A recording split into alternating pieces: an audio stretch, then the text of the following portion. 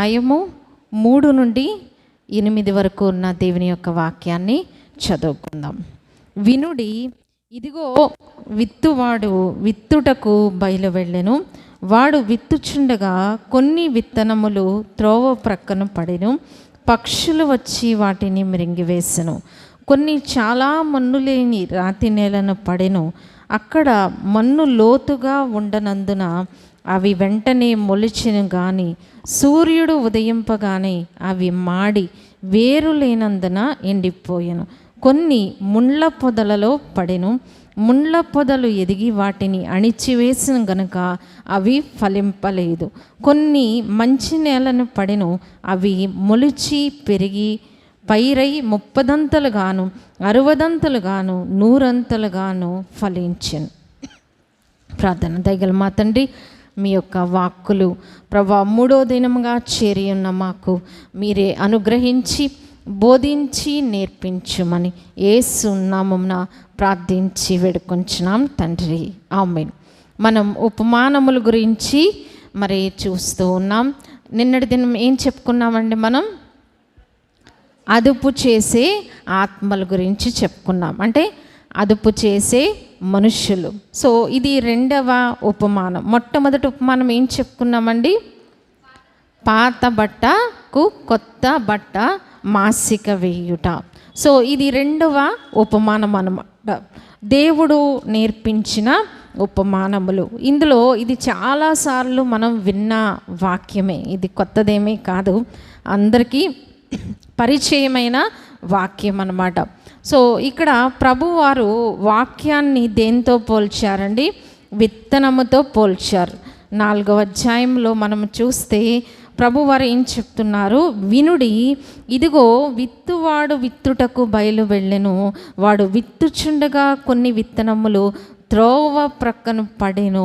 పక్షులు వచ్చి వాటిని మృంగివేసెను. ఇక్కడ మరి విత్తనములు విత్తేవాడు అతను ఏం చేస్తున్నాడు? విత్తనాలు విత్తుతూ ఉన్నాడు.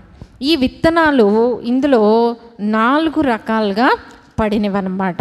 4 చోట్ల పడినవి. బ్రీఫ్గా ముందుగా మనం చెప్పుకుంటే, మొట్టమొదటిగా ఈ విత్తనాలంట కొన్ని ఎక్కడ పడినాయండి?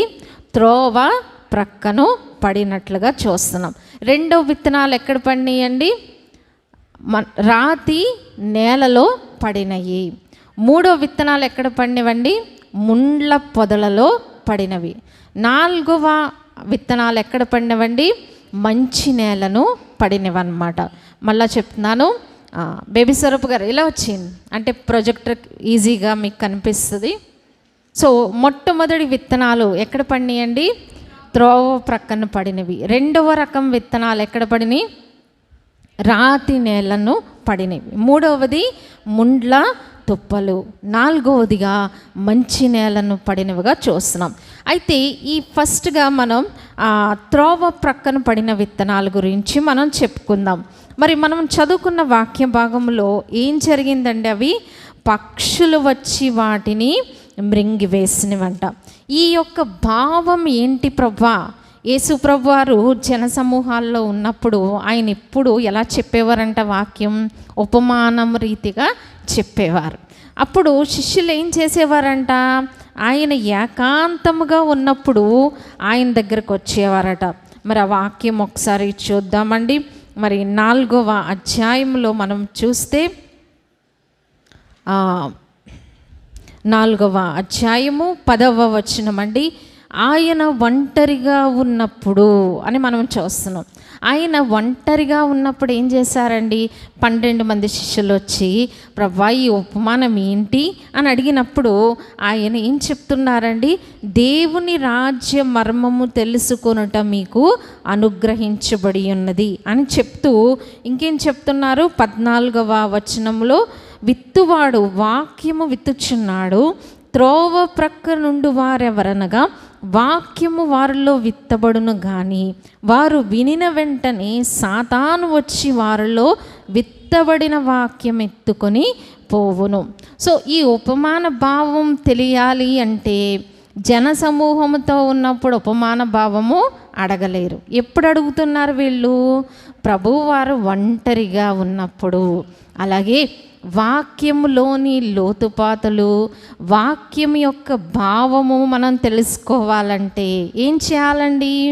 దేవునితో ఏకాంత సహవాసంలో మనం ఉన్నప్పుడు, ఒంటరిగా మనం ప్రార్థన చేసుకుంటున్నప్పుడు, ఒంటరిగా వాక్యాన్ని ధ్యానిస్తూ ఉన్నప్పుడు దేవుడు తన యొక్క మర్మములను మనకి తెలియచేస్తూ ఉంటారు. కాబట్టి 10 మందిలో కూర్చొని లొల్లడా వాక్యం చదివేసుకొని వాక్యం వినేస్తే అంతవరకే మనకి తెలుస్తుంది. కానీ వాక్యం యొక్క భావం మనకి తెలియాలంటే శిష్యులు ఎప్పుడు అడిగారండి? ఆయన ఒంటరిగా ఉన్నప్పుడు, ప్రభువా ఈ ఉపమానం ఏంటో మాకు తెలియచేవా?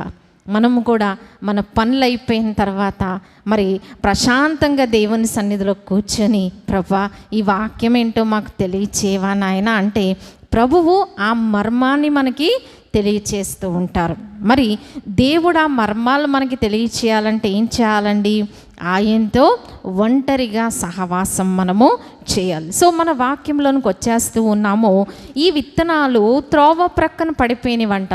మొట్టమొదటిగా ప్రభు ఏం చెప్పారండి? పక్షులు వచ్చి ఎత్తుకొని పోయినాయి అంట. మరి వీడియోలో మనం చూస్తున్నామండి, విత్తనాలు మరి విత్తేవాడు విత్తనాలు వేస్తూ ఉన్నారు. ఇది దేనితో పోల్చబడిందండి? దేవుని యొక్క వాక్యము. ఇప్పుడు వాక్యం చెప్తున్నాను. సో వాక్యం చెప్పడం అంటే ఏంటండి? విత్తనాలు జల్లుతూ ఉన్నాం. మరి మొట్టమొదటిగా మనం చూస్తూ ఉన్నాం త్రోవ ప్రక్కన పడిన విత్తనాల గురించి మనం చూద్దాం. మరి ఈ త్రోవ ప్రక్కన పడిన విత్తనాలకి ఏం జరిగిందండి? పక్షులు వచ్చి వాటిని మృంగివేసినట్లుగా మనం చూస్తూ ఉన్నాం. ఆ విత్తనాలు ఏమైనాయి అండి? మనుషులు వచ్చి మొట్టమొదటిగా ఏం చేస్తూ ఉన్నారు? త్రోవ ప్రక్కన పడిన వాటిని ఎవరు తొక్కేస్తారండి? మనుషులు తొక్కేశారు కొన్ని విత్తనాలు. మరి కొన్ని వాటిని ఎవరు వచ్చి ఎత్తుకెళ్ళిపోయారట? పక్షులు వచ్చి ఎత్తుకెళ్ళిపోయినవి. చూడండి, పాజ్లో పెట్టండి. సో మొట్టమొదటిగా మనం చూస్తే ఏం జరిగిందండి? మనుషులు వచ్చి తొక్కేస్తూ ఉన్నారు. అంటే మనలో దేవుని యొక్క వాక్యం మాట్లాడినా, మనం చదివినప్పుడు, వాక్యం విన్నా కానీ ఎవరైనా వాక్య విరుద్ధంగా చేసేటప్పుడు, వాక్య విరుద్ధంగా ప్రవర్తించమని మనల్ని చెప్పినప్పుడు మనం ఏమంటాం? ఈ వాక్యంలో ఇలా ఉంది కదా, వాక్యంలో ఇలా చదువుకున్నాం కదా, పలానా వాక్యంలో ఇలా ఉంది కాబట్టి మనం ఇలా చేయకూడదు అంటే వాళ్ళు ఏం చేస్తారు? ఏం పర్వాలేదు, వాక్యంలో అలా ఉన్నా వాక్యం చెప్పినట్టు మనం చేయక్కర్లేదు అంటే ఎవరికి అవకాశం ఇచ్చాం మనం? మనుషులు వచ్చి మన మీద తొక్కేసేలాగా విత్తనాలు మనం చేసాం. వెంటనే ఆ వాక్యం, ఎప్పుడైతే వాక్యానికి అవిధేయత చూపిస్తామో ఏం జరుగుతుంది? అక్కడ పక్షులు అంటే అక్కడ ప్రభువారు భావం కూడా చెప్పారు. పక్షులు అంటే అక్కడ ఏంటండి? సాతాను వచ్చి ఆ వాక్య విత్తనాలు ఎత్తుకెళ్ళిపోతాయి. ఇంకా వాక్యం ఫలించే అవకాశము లేదు. కాబట్టి మనం నిన్న చెప్పుకున్నాం, మనల్ని అదుపు చేసేవారు వాక్యానికి విరుద్ధంగా చెప్పినా మనం ఎలా ఉండాలి? నేను వాక్యం ఏది చెప్తే నేను అదే చేస్తాను అని ఆ యొక్క కన్ఫామ్గా మనం నిలవబడినప్పుడు దేవుని యొక్క వాక్యము మనలో ఏమవుతుందండి? ఫలిస్తుంది అనమాట. లేకపోతే ఆ విత్తనాలు ఫలించవు. కొన్నిసార్లు కొన్ని వాక్యాలు మనకు అసలు బుర్రకెక్కవు, కొన్ని వాక్యాలు మనం పాటించం. అంటే దాని అర్థం ఏంటండి? ఆ వాక్య విత్తనాలు దుష్టుడు ఎప్పుడో ఎత్తుకెళ్ళిపోయాడు. సో రెండవ కేటగిరీ మనం చూస్తున్నామండి. మరి మార్కు సువార్త సిస్టర్ గారు 4వ అధ్యాయం, మార్కు సువార్త 4వ అధ్యాయము, మార్కు సువార్త 4వ అధ్యాయము మనం 3 నుండి 8 వరకు ఉన్న వాక్యాన్ని చదువుకున్నామండి. విత్తనాల గురించి 5వ వచనంలో మనం చూస్తే, కొన్ని చాలా మన్ను లేని రాతి నేలను పడెను, అక్కడ మన్ను లోతుగా ఉండనందున అవి వెంటనే మొలిచెను గాని సూర్యుడు ఉదయింపగానే అవి మాడి వేరు లేనందున ఎండిపోయాను. రెండవ కేటగిరీ మనం చూస్తున్నాం. కొన్ని ఎక్కడ పడినవండి? రాతి నేలను పడినవి. రాతి నేలలో మనం విత్తనాలు వేస్తామండి? అసలు వెయ్యం. వేస్తే ఏమవుతాయి, కొన్ని మనకి తెలుసు, గోడల మధ్యలో నుంచి పునాదుల్లో నుంచి వచ్చేస్తాయి. ఎందుకు వచ్చేస్తాయి? అక్కడ కొంచెం మట్టి ఉంటుంది కదండి, మనము ఈ ఇసుక వాటితో నింపినప్పుడు కొంచెం మట్టి అక్కడక్కడ ఉంటుంది. సో ఏమవుతాయి, వర్షాకాలం వర్షం పడినప్పుడు తేమ తగిలినప్పుడు అందులోంచి చిన్న మొక్క వస్తుంది. కానీ ఆ మొక్క పెరిగి పెద్దదవుతుందా? అవ్వదు. ఎందుకు అవ్వదు? క్లిప్పింగ్ మనం చూద్దామండి. ఎందుకు అవ్వదంటే అక్కడ మన్ను లోతుగా లేదు. కాబట్టి మన జీవితంలో చూడండి, ఈ మొక్క ఎంతో చక్కగా మొలిచింది. కొంచెం వెనక్కి పెట్టండి.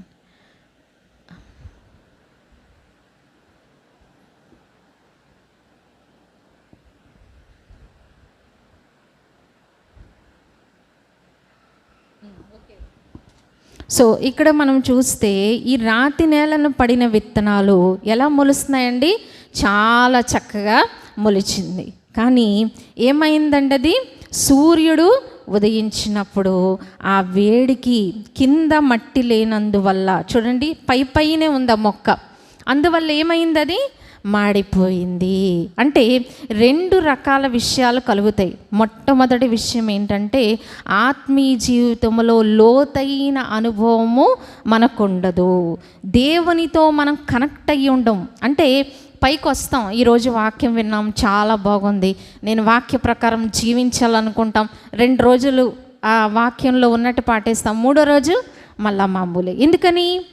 లోతైన అనుభవం మనకి లేదు. దేవునితో వేరు తన్నిన అనుభవం మనకుంటే, అందుకని వాడు జలముల యొద్ద నాటబడిన వాడై అని ఉంది. మనం నాటబడిన అనుభవం ఉంటేనే ఆ వేరేమవుతుందండి, నీరెక్కడుందో అక్కడికి వెళ్ళిపోతుంది. వేరు మనకు క్రీస్తులో మన వేరు ఉంచబడాలి. రెండవదిగా, ఎందుకు ఆ విత్తనాలు ఫలించలేదట? సూర్యుడు ఉదయించగానే ఏమైందండి, అవి మాడిపోయినవి. అంటే ఏంటండి, సూర్యుడు వచ్చినప్పుడు ఏమొస్తుంది, మనకి ఎండ కలుగుతుంది. అందుకే పరమగీతంలో ఒక స్త్రీ సంఘం ఏమంటుంది, నేను ఎండ తగిలిన దానను. ఎండ అంటే ఏంటండి, శ్రమలు మన జీవితంలో వచ్చినప్పుడు, ఎవరో ఏదో మాట అన్నారు అంతే, మనం దేవునికి దూరం అయిపోతాం కదా. చిన్ని అభ్యంతరం వచ్చింది, చిన్ని కలహం వచ్చింది, ఇవన్నీ సహజంగా మనకి జరిగే విషయాలే. ఎవరో ఏదో అన్నారు, మనల్ని ఏదో చేశారు, ఇవన్నీ కూడా మనం పట్టించుకోవాల్సిన అవసరము లేదు. అవి పట్టించుకున్నాము అంటే సూర్యుడు ఉదయించగానే ఏమైందండి, అవి మాడిపోయినవి అన్నమాట. సో వీటికి అభ్యంతర పడిపోతూ ఉన్నాము అంటే అక్కడ వాక్యము మనలో ఫలించదు. 2 విషయాలు మనం చూసాం. వేరు ఎక్కడ ఉండాలండి, లోతైన అనుభవం మనకి ఉండాలి. పై భక్తి ఉంటే మనలో వాక్యము ఫలించదు. ఆదివారం ఒక్కరోజే మనం భక్తి చేస్తే ఆ యొక్క వాక్యము ఫలించదు. ఏం చేయాలి? లోతైన అనుభవం. శిష్యులకు కూడా చేపలు పడలేదంట. ఎప్పుడు పడినాయండి చేపలు? దోణెను లోతుకు నడిపించారు. కాబట్టి వాక్యంలో లోతైన అనుభవం కావాలి. ప్రార్థనలో లోతుగా మనం ఉంటే దేవుని యొక్క వాక్యం మనలో ఫలిస్తుంది. సో 3వదిగా మనం చూద్దామండి, మార్కు సువార్తలో 4వ అధ్యాయంలో మనం చూసినట్లయితే ఇప్పుడు 2 విషయాలు మనం నేర్చుకున్నాం. ఒకటి ఏంటండి, త్రోవ ప్రక్కన పడిపోయినవి. త్రోవ పక్కన పడిన ఎందుకు ఫలించలేదు? మనుషులు వాటి మీద తొక్కుకుంటూ వెళ్ళిపోయారు. కాబట్టి సాతాను వచ్చి ఏం చేసింది? ఆ వాక్యము ఎత్తుకెళ్ళిపోయింది. రెండవది ఏంటండి, రాతి నేలను పడినవి. అంటే మన జీవితాలను కఠినము చేసుకోకూడదన్నమాట. అందుకనే ప్రభువారు ఏం వాగ్దానం ఇచ్చారు మనకి? రాతి గుండె మీలోండి తీసివేసి మాంసపు గుండెను ఇస్తాను. మనం ఎప్పుడైనా మట్టి మెత్తగా ఉంటేనే విత్తనాలు బాగా ఫలిస్తాయి అన్నమాట. సో మన జీవితాన్ని ఎప్పటికప్పుడు వాక్యం అనే నీరుతో ఏం చేయాలండి? కఠినత్వాన్ని తొలగించుకోవాలి. నేను ఇలా చెయ్యను, నేను వినను, నేను ఇలాగే ఉంటాను, అది మూర్ఖత్వం మనకి ఉండకూడదు. సో 3వదిగా మనం చూస్తున్నామండి, కొన్ని ముండ్ల పొదలలో పడెను, ముండ్ల పొదలు ఎదిగి వాటిని అణిచివేసిన గనుక అవి ఫలింపలేదు. కొన్ని మూడవ రకం విత్తనాలు ఎక్కడ పడినాయండి? ముండ్ల పొదలలో పడినవి. సో ముళ్ళ పొదలు ఆ మామూలు మొక్క కన్నా బాగా స్పీడ్గా ఎదిగిపోతూ ఉంటుంది. ఈవెన్ మనకి తెలుసు కలుపు మొక్కలు కూడా ఎలా ఉంటాయండి? వరితో పాటు వరి కన్నా స్పీడ్గా పెరిగిపోతూ ఉంటాయి. ఇవి ఏం చేస్తూ ఉంటాయి? మనలో ఉన్న ఆ ముండ్ల పొదలు వాటిని మనం శుద్ధీకరించుకోకుండా, మన హృదయము దీంతో పోల్చబడింది అనమాట. హృదయంలో ఏముంటాయి? ముండ్ల పొదలు ఉంటాయి. మనలో ఏముంటుంది? కోపం ఉంటుంది, ద్వేషం ఉంటుంది, పగ ఉంటుంది, ఈర్ష్య ఉంటుంది, అసూయ ఉంటుంది, కపటం ఉంటుంది. ఏం చేయాలి? అవన్నీ మనం తొలగించేసుకోవాలన్నమాట. వాక్యం దగ్గరకు వచ్చినప్పుడు, వాక్యం అనే నీరు మనలోనికి ప్రవహించినప్పుడు ఏం జరుగుతుందండి? మట్టి మెత్తగా అయిపోతుంది. అప్పుడు ఏం చేయొచ్చు? మనం కలుపు మొక్కల్ని ఈజీగా తీసేసుకోవచ్చు అన్నమాట. కాబట్టి మనలో ఉన్న ముండ్ల తొప్పలు వీటన్నిటినీ కూడా మనం తొలగించుకోవాలి. ఇంకా ప్రభువారు దీనికి ఇంకా వివరణ ఇచ్చారండి. మనం చూస్తే మార్కు సువార్తలోని 4వ అధ్యాయంలో మనం చూస్తే ఇక్కడ ప్రభువారు మనకి చెప్పిన విషయం ఏంటంటే 4వ అధ్యాయము 18వ వచనం మనం చూద్దామండి. ఇతరులు ముండ్ల పొదల్లో విత్తబడిన వారు వీరు వాక్యం విందురు గాని ఐహిక విచారములను, ధనమోసమును, మరి ఇతరమైన అపేక్షలను లోపల చొచ్చి వాక్యంను అణిచివేయుట వలన అది నిష్ఫలమగును. చాలండి. నా విత్తనాలు మనం చూస్తూ ఉన్నామండి. ఆ విత్తనాలు మరి మొలిచినవట, కానీ వాటిని ఏం అణిచివేసిందండి? ఐహిక విచారములు, ధన మోసము. అంటే మనం చూస్తూ ఉన్నాం ఇక్కడ వీడియోలో ఏమైందండి? అది ఐహిక విచారములు. ఐహిక విచారములు అంటే ఏంటండి? చూడండి,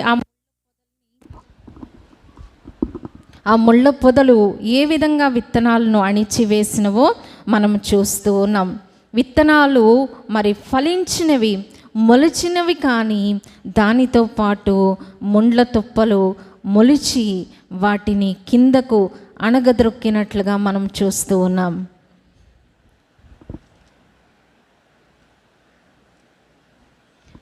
ముండ్ల తప్పులు చూడండి, ఐహిక విచారము, ధన మోసము, ఇవన్నీ కూడా ఏం చేసినాయండి? ఆ వాక్యాన్ని అణిచివేసి ఫలించకుండా చేసేసినాయి. అంటే దేవుని కన్నా మనకి విచారాలు ఉంటాయి, ప్రతిదినము చింతలు ఉంటాయి, విచారాలు ఉంటాయి. కానీ వాటిని ఏం చేయాలంటే మనం మీ చింత యావత్తు ఆయన మీద వేయుడి, ఆయన మీద వేసి మనం హ్యాపీగా ఉండాలి. అలాగే ధన మోసము, దేవుని కంటే ఎక్కువగా ధనాన్ని ప్రేమిస్తూ ఉంటే అవి ఏం చేస్తాయండి? వాక్యాన్ని ఫలించకుండా మన జీవితంలో వాటిని అణిచివేస్తూ ఉంటవి. కాబట్టి మనం చూసినట్లయితే 4వ రకమైన విత్తనాల గురించి మనం చూద్దామండి. 4వ మార్కు సువార్తలో 4వ అధ్యాయంలో మనం చూస్తే మనం 8వ వచనం, కొన్ని మంచి నేలను పడెను, అవి మొలచి పెరిగి పైరై 30దంతలుగాను 60దంతలుగాను 100అంతలుగాను ఫలించెను. చాలండి. ఇక్కడ ఏం చెప్తున్నారంటే 4వ రక విత్తనాలు ఎక్కడ పడినవంట? మంచి నేలను పడినట్లుగా మనం చూస్తూ ఉన్నాం. మంచి నేలను చూడండి, ఇక్కడ మంచి నేల, మరి ఫలవంతమైన నేలలో, చక్కగా గుల్లగా ఉన్న నేలలో ఆ విత్తనాలు మరి మొలిచినప్పుడు అవి చక్కగా మరి ఫలము మనము చూస్తూ ఉన్నాం. పైరును మనం చూస్తూ ఉన్నాం. 30దంతలుగా 60దంతలుగా 100అంతలుగా ఆ ఫలము చూస్తూ ఉన్నాం. అంటే మరి ఇక్కడ ప్రభువారు కూడా దానికి చక్కని ఎక్స్ప్లెనేషన్ ఇచ్చారండి. మనం చూస్తే 30వ వచనంలో 20వ వచనంలో, మంచి నేలను విత్తబడిన వారు ఎవరనగా వాక్యము విని దానిని అంగీకరించి 30దంతలుగాను 60దంతలుగాను 100అంతలుగాను ఫలించువారని చెప్పాను. చాలండి. కాబట్టి మంచి నేలను పడేవారు ఎవరిలో ఇవి ఫలిస్తాయట? వాక్యాన్ని విని అంగీకరించుట. వాక్యాన్ని మనం ఈ వాక్యము దేవుడు నాతో మాట్లాడారు, ఈ వాక్యము ప్రభువు నా కొరకు వ్రాయించారు అనే మనస్సుతో మనం అంగీకరించినట్లయితే అది చక్కని ఫలాన్ని మనకి దయచేస్తూ ఉంటుంది. కాబట్టి వాగ్దానాలు మన జీవితంలో నెరవేరాలన్నా, దేవుని యొక్క ఆశీర్వాదాలు మనం పొందాలన్నా వాక్యము మనలో ఫలించాలి. అందుకే ప్రభువారు ఇదంతా చెప్పేసి చివరిలో ఒక మాట అన్నారండి 9వ వచనంలో, వినుటకు చెవులు గలవాడు వినుగాక అని చెప్పాను. మనకి చెవులు ఉన్నాయి కదండి, కానీ ఏముండాలట? వినే చెవులు మనకి కావాలి. మరి ఆ చెవులు ఉన్నవారే ఏం చేయగలరు? ఈ వాక్యాన్ని అంగీకరించగలరు. మనము వాక్యము మనలో ఫలించాలి, వాక్యము మనలో ఫలవంతముగా ఉండాలి, ఫలాలు మనకి తేవాలి అంటే 4 రకాల విత్తనాలు మనం చూచాము. అన్నీ మంచి విత్తనాలే, కానీ పడిన స్థలము మంచి నేలగా ఉంటే అవి ఏం చేస్తాయండి? ఫలిస్తాయి. ఒకవేళ మొట్టమొదటి ఏం చెప్పుకున్నామండి? త్రోవ ప్రక్కన పడిన విత్తనాలు. వాటిని ఎవరు ఎత్తుకెళ్ళిపోయారు? పక్షులు ఎత్తుకుపోయినవంటే సాతాను ఎత్తుకెళ్ళిపోయాడు. ఎందుకు ఎత్తుకెళ్ళిపోయాడు? మనుషులు వాటి మీద తొక్కేస్తూ ఉన్నారు. మన జీవితంలో దేవుని వాక్యము ఫలించకుండా ఎవరు అడ్డుపడినా మనం దానికి అంగీకరించకూడదు. అంటే వాళ్ళు బలవంతము చేసినా, ఎలాగో చెప్పినా వాక్యములో ఏదుందో అది మాత్రం మనము చేయడానికి ఇష్టపడినప్పుడే వాక్యము మనలో ఫలిస్తుంది. 2వ విత్తనాలు ఏంటండి? రాతి నేల. అంటే హృదయాన్ని కఠినపరుచుకుంటూ నేను లాగే ఉంటాను, నేను మారను. కొంతమంది ఏమంటారు? నేను మారను అంటూ ఉంటారు. కానీ అలాంటి కఠినంగా ఉంటూ వాక్యం వింటూ చదువుతూ ఉన్న ఆ వాక్యం మనలో ఫలించదు. ఎందుకని? లోతైన అనుభవం మనకి క్రీస్తుతో కావాలి. 2వదిగా మరి ఎందుకు ఆ విత్తనాలు ఫలించలేదు? సూర్యుడు ఉదయించినప్పుడు ఆ ఎండకు కూడా తట్టుకోలేకపోయినవంట. దేవునితో లోతైన అనుభవం లేనప్పుడు చిన్ని శ్రమ వచ్చినా మనం ఏం చేస్తూ ఉంటాం? కృంగిపోతూ ఉంటాం. దేవుడు నాకేం చేశాడండి? ఎంత ప్రార్థన చేస్తున్నానో, ఎంత నేను దేవునిలో కొనసాగుతున్నాను, దేవుడు నాకేం చేయలేదండి, కాబట్టి నేను దేవుని యొక్క వాక్యాన్ని స్వీకరించలేను అని వాక్యము ఫలించదన్నమాట. కాబట్టి సూర్యుడు ఉదయించిన మనము మాడిపోకుండా ఉండాలంటే ఏం చేయాలండి? దేవునితో లోతైన అనుభవం మనము కలిగి ఉండాలి. ఎండాకాలంలో మనం చూస్తాం, బాగా ఎండలు వచ్చినప్పుడు ఏమవుతాయి? కొన్ని మొక్కలు చనిపోతుంటాయి. కానీ నీరు కలిగిన చెట్టు చనిపోదు. ఎంత ఎండాకాలమైనా ఇంకా ఫ్రెష్గా ఉంటుంది. కాబట్టి మనము దేవునితో లోతైన అనుభవాన్ని మనం కలిగి ఉండాలి. 3వ కేటగిరీ చెప్పుకున్నాం. ఏంటంటే అవి ముండ్ల పొదలలో పడిన విత్తనములు. అంటే ఐహిక విచారములు, ధనమోసము, ఇతర అపేక్షలు. అంటే దేవుని కన్నా ఎక్కువ అపేక్ష దేని మీద ఉన్నా అవి ఏం చేస్తాయి? వాక్యమును వాటిని అణిచివేస్తూ ఉంటాయి. అంటే మనలో వాక్యము ఫలించదు. 4వ రకమైన విత్తనాలు మంచి నేలను పడిన విత్తనాలు. అవి ఎలా ఫలించినాయి అండి? 30 60 100 ఫలించినవి. అందుకే ప్రభు చెప్తున్నారు, ఎవడైనా చెవులు కలిగి ఉంటే వాడు నా మాట వింటారు. దేవుని మాట వినడానికి, మర్మాలు తెలుసుకోవడానికి, ఉపమాన భావాలు తెలియాలంటే ఏం చేయాలండి? ఒంటరిగా దేవునితో సహవాసము చేయాలి. కాబట్టి ఈ దినం దేవుడు మన హృదయాలను మంచి నేలగా మార్చి వాక్యము ఫలించే అనుకూలమైన నేలగా మార్చాలని మరి సిలువ ద్వారా దేవుడు మనకిచ్చిన కృపలు ఏంటంటే మన రాతి గుండె అంతా దేవుడు మార్చివేసి నూతన హృదయాన్ని దేవుడు దయచేసేవారై ఉన్నారు. ఇదంతా కలిగిందంటే కేవలం మనకు సిలువ వల్లనే ఇటువంటి గొప్ప కృప. అందును బట్టి దేవుని స్తుతిస్తూ ప్రార్థన చేసుకుందాం. ప్రభు వట్టి కృపలు మనందరికీ దయచేయును గాక. ఆమేన్. ప్రార్థన చేసుకుందామండి. విన్న మాటలు మనం జ్ఞాపకం చేసుకుందాం. వాక్యము మరి మూడో దినముగా మనం చెప్పుకున్నాం, విత్తనముల గురించి మనం చెప్పుకున్నాం. 4 రకాల విత్తనాలు. ప్రవ్వా మరి